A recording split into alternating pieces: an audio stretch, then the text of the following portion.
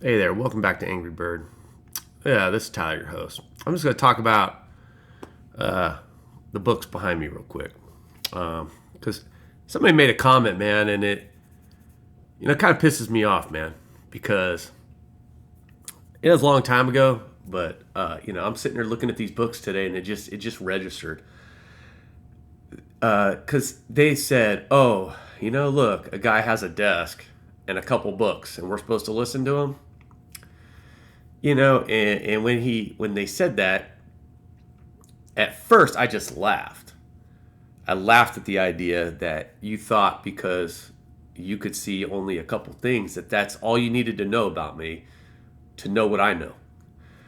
Because my first thought was like, there's libraries, man. These are books I bought, and I'm gonna tell you a couple of them because they're dear to me. They really are. So, if you don't know, my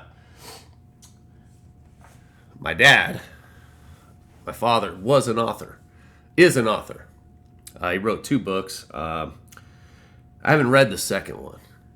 I'm in a mission. There's books I need to read, books I need to pay attention to, and there's material every day that I need to cover. Sometimes I have limited time to explore things, but my dad wrote a book called Skyhook. Okay, if you don't know, my dad was a Vietnam vet, and he explicitly didn't want us to serve. And it was our choice. He always said it's your choice. You're 18, but he really didn't want us to. And his experience was the Vietnam War. And as children growing up, he never told us about it. He never gave us details. He never wanted to talk about it. And I met a guy later in life, dear friend of mine, man, dear friend, and I wish we were closer.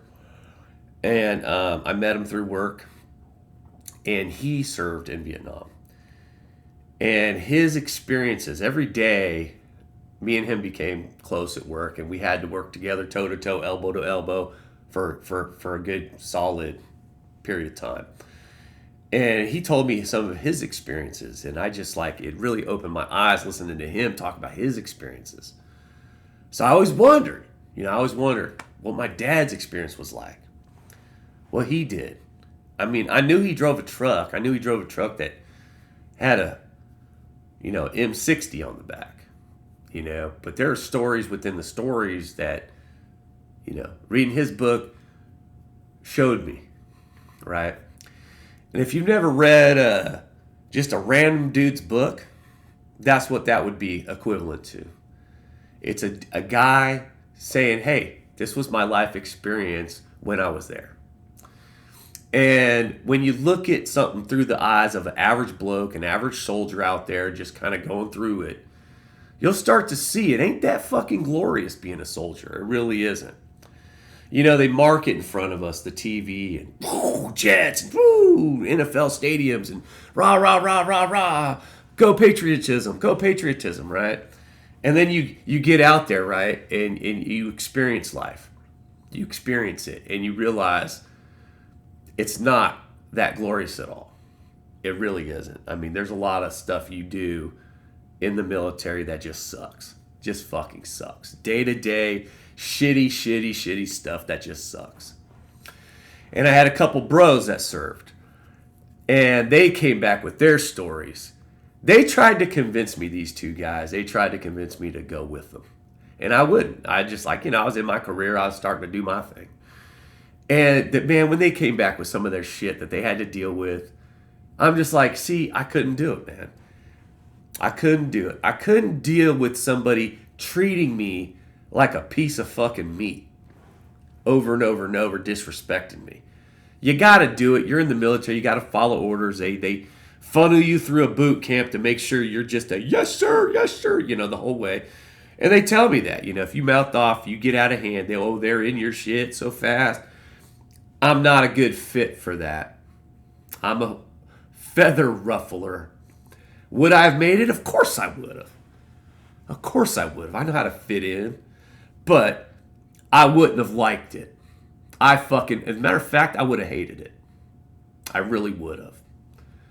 I would have felt the misery of it within the first few weeks. And then I would have just been like, God, I can't wait for this to end. So, if you don't know, they meet you in high school. Right out the gate, they're out there fucking, what's your future? Hey, over here.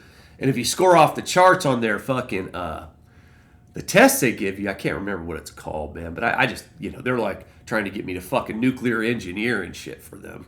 And I'm just like, no, man. I don't want to join, If you don't know, they can dangle any fucking job in front of you.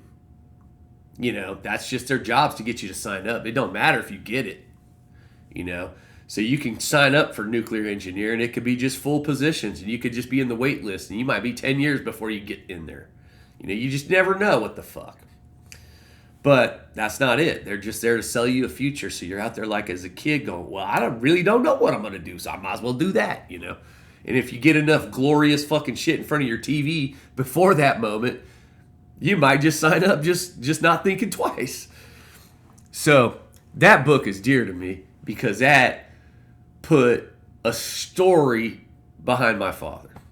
A story behind my friend I met that got spit on when he got home. That's fucked up, man. I remember him telling me, and he almost fucking teared in front of me telling me. That's so fucked up. You're out there, you finally make it home, and you're just like, oh my gosh, I made it, and then you're just getting spit on. And called names and stuff. And you could never tell nobody you served in Vietnam when you got home. You couldn't tell other people because they looked down on you, man, for serving. They looked down at you for crimes and stuff, It was a very fucking weird vibe. And then we went from that to Super Patriot today, And that's just one of them. All right. This is my favorite book. And I can't read it enough. And it's not that I've pounded through this book like hundreds of times. I can't get enough of the material in it. So, this is Good Reasonable People by Keith Payne. And it is absolutely mind-opening if you've never entered the subject of why we're so divided on a psychological level. And this covers the psychics of it. Okay? And the last one I'm going to share is the Good Story book, man. You ever need a minute to just read something that makes you feel good, right? You're fucking down, you're down and out, and you're just like, God damn it, I need a feel-good story. Okay? Good people. Good people. They exist.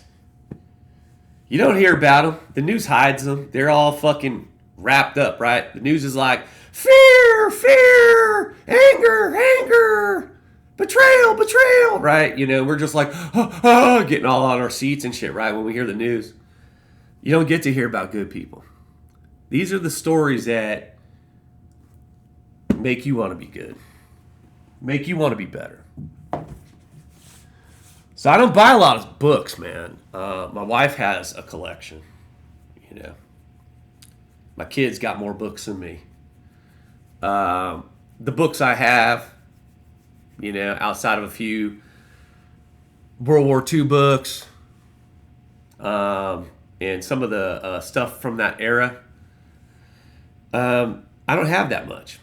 Everything else was read at a library, why would you buy a $30, $40, whatever, hardback if you could just go get one, get the reading done? How many of you, when you buy a book, you put it on the shelf and you grab it again? You see, if I'm going to grab it again, then I want to own it. I don't want to go back to the library. I mean, if I'm going to pick it up again and go, God, what was that quote? What was that thing? And I try to find it, I want it here. I want it with me because that meant something to me more than a book I read once and put back. And, well, I'm glad I got to see that one. So these are books I've read more than once, all of them. And if you don't read, and you don't like reading, and you're not a reader, and you're kind of like somebody likes to see stuff video, you're not going to get it all doing it that way. You're just not. Because the authors give you all the way down into their view, all the way down. A video gives you the perspective of the guy, the producer. It's a different person producing it. So you miss elements. The author gives it all, from their shoes. And if you want to really see something, view it from the author. And then you'll see it legit. And then if you go watch the video, you can kind of compare, and you'll always see the differences. You'll always go, damn, I'm glad I read the book, because the book had more. Anyway, just a thought. Love y'all. And hopefully I got you to read some. Bye.